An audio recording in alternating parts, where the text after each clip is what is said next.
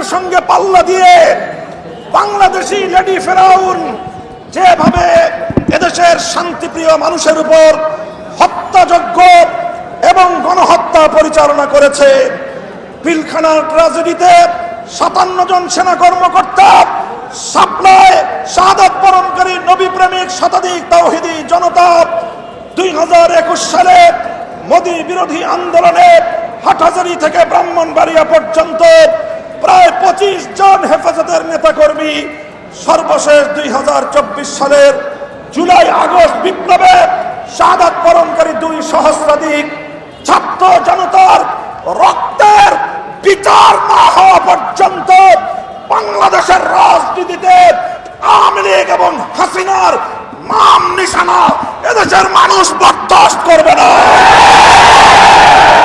শান্তিপ্রিয় দেশের রাজনীতিতে আগুন ঢালবার জন্য আমি বারণ করব, খবরদারে আগুন নিয়ে খেলবেন না। এদেশের প্রতিটি শান্তিকামী মানুষের হৃদয়ে ক্ষোভের আগুন তুষের মতো জ্বলছে। সারা দুনিয়ার মানুষ প্রেডিকশন করেছিল খুনি হাসিনার যেদিনই পতন হবে সেদিন লক্ষ লক্ষ আওয়ামী জালেমদের লাশ বাংলার মাটিতে পড়বে।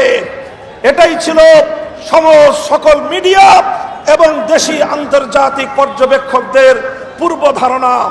কিন্তু বাংলাদেশের শান্তিপ্রিয় বিপ্লবীরা সকল আশঙ্কা, সকল সেই পূর্ব ধারণাকে মিথ্যা প্রমাণ করে দিয়ে আওয়ামী লীগের কোন অত্যাচারীর গায়ে, কোন খুনির গায়ে বিচার বহির্ভূত হস্তক্ষেপ করা হয় নাই। তারা এখন সেই সুযোগ পেয়ে আবার এই বাংলার মাটিতে শহীদের রক্তের দাগ মুছে যাওয়ার পূর্বেই রাজনীতি করবার দিবাস্বপ্ন দেখছে। আমরা পরিষ্কার ভাষায় বলে দিতে চাই, আওয়ামী লীগ বাংলাদেশের রাজনীতিতে আসতে হলে আমাদের লাশের উপর দিয়ে আসতে হবে। রক্ত দেব, জীবন দেব, খুনি বাংলাদেশ বিরোধী শেখ হাসিনা এবং তার রেসপন্সারদেরকে বাংলার রাজনীতিতে পুনর্বাসন করবার যে কোনো পদক্ষেপকে আমরা রুখে দেব ইনশাআল্লাহ।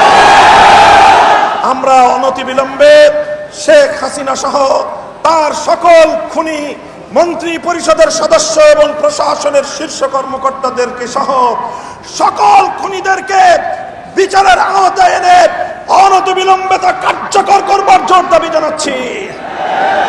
বাংলাদেশ শান্ত থাকুক, বাংলাদেশের মানুষ নিরাপদ থাকুক, আর কোন প্রতিহিংসার রাজনীতি বাংলাদেশে যেন পুনর্বাসিত না হয়। নতুন নতুন শীর্ষ খবরের জন্য চ্যানেলটিকে লাইক, কমেন্ট, শেয়ার, সাবস্ক্রাইব অথবা ফলো করুন।